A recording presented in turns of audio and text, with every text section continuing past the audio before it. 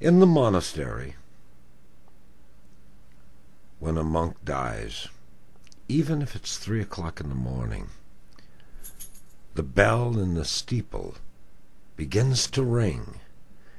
It rings rapidly, very fast, for 10 minutes.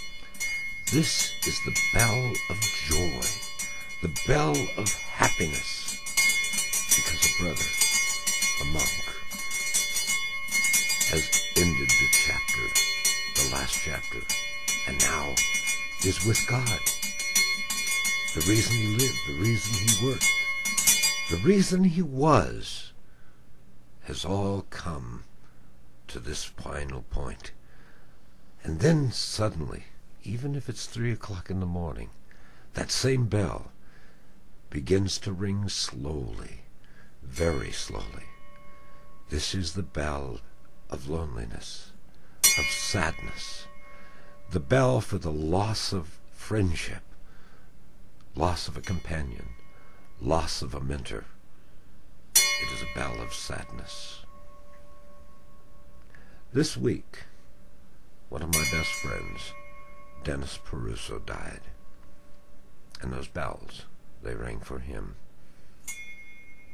The sad part here is that first bell, the bell of joy, was muted. You see, Dennis committed suicide. I was a friend of Dennis. It was me that he spoke with. We had talked all week. He had lost his job.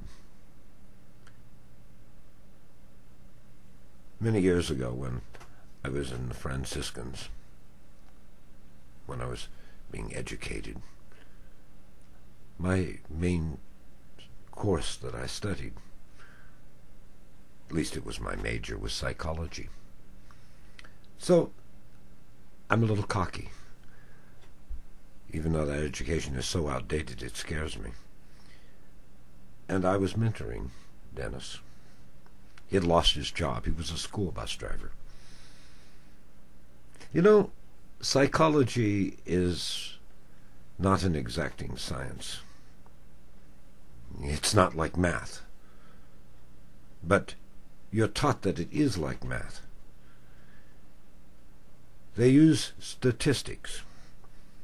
And I, in talking with Dennis, used statistics. 359 times when something happens, something very dangerous happens, 29 of those times there will be a warning, a severe warning. And you think, whoa, I better be careful here.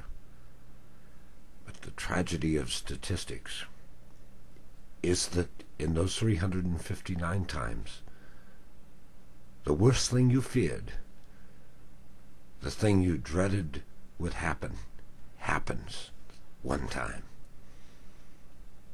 Well, I've been lucky. And all of the times that I've talked with people about suicide, most of the time they were reaching for help. And words sometimes would stop it. Though there have been those 29 times when it came very close. But with Dennis, I thought he had reasons to keep going onward. Losing the job, even if it's important, even if it's tied into your identity, it's just a job. There will be more jobs, I thought. And in talking with him, he talked of the future. He made some plans where he would look for a job. These all were things that told me that really he was going to go on. But he told me he had bought 4 bottles of aspirin. He told me he had written a suicide note. And somehow, weighing all of the various things out. And I say these things to you, my friends, because I want to know, what would you have done? Would you have done what I did? Or would you have done something very different? How wrong? How much guilt must rest on my soul? I thought about calling 911. That's what you probably should do when somebody says, I think I'm going to kill myself. Or they don't even say think. They just say, I'm going to kill myself. 911. Yeah, call 911. Here in the Pacific Northwest where I live, the police are not good people. The police department tends to shoot people. Dennis had a problem with drinking. So I'm thinking to myself, if I call 911, he may go off. He may start to run and scream and shout. And the police will shoot him dead, and I will have to live with this. The police are of no help. What about recommending that Dennis see a psychologist or a psychiatrist? Put his trust in psychology into that unexacting science.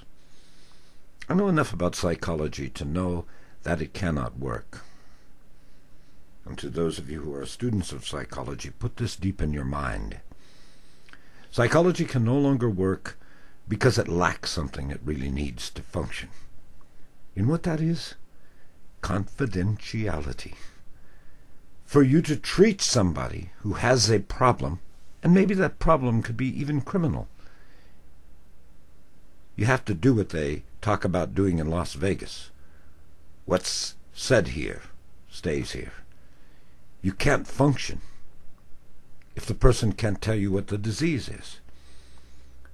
If a person goes to a doctor with cancer and he has a tumor the size of a watermelon, but he's able to hide it, so the doctor, even with all of his years of training, can't find it, the doctor will never be able to treat the cancer. As soon as a court is allowed to grab a psychologist's records, as soon as the legislature demands, if they ask, the psychologist will turn over those records, psychology becomes a joke. It cannot work. That's sad because it can work. But we've made it useless. But to you young students who study this field, you will continue to study it because there's great money to be made. Who cares if it doesn't work? So that was my other option, psychology. It can't work. And so, after a number of conversations, I'd gone to bed. I was half awake and half asleep. I had to get up early in the morning. I have health problems, you know. So I did not answer the phone. I kind of in a haze remember the phone ringing, looking at a clock and saying, my God, it's 10:45. I've got to get up at 4 in the morning. It'll be okay. Damn it, it wasn't okay. 329 times taking a chance with someone living with suicide. And the worst thing happened. I believe Dennis to be a very good person. Confused a little with alcohol. He had been clean, he'd been sober for many years, and then he started to drink. Somehow I always think it's simple to stop drinking, like I think it's simple to stop smoking. But you got to do it. You have to do it. I don't know what more to say. It'll stay with me. To any of you who work with other people, remember those statistics. And remember, every time you put out a hand to help, you're throwing dice. You're throwing dice. And one of these times, it just may come up with the worst, the most horrible thing you could imagine. Sorry. Sorry, Dennis. I wish there was a way to roll back a clock. You were a good friend. And I'm sorry I let you down. And now if you will excuse me. Reap, reap, gonna reap the fruit of the seed that you've been sowing. What you gonna say to the Lord that day when he asks what you've been growing? Will you say hope is a-growing, that's what I planted. Hope is a-growing, that's what I planted. Started spreading all around.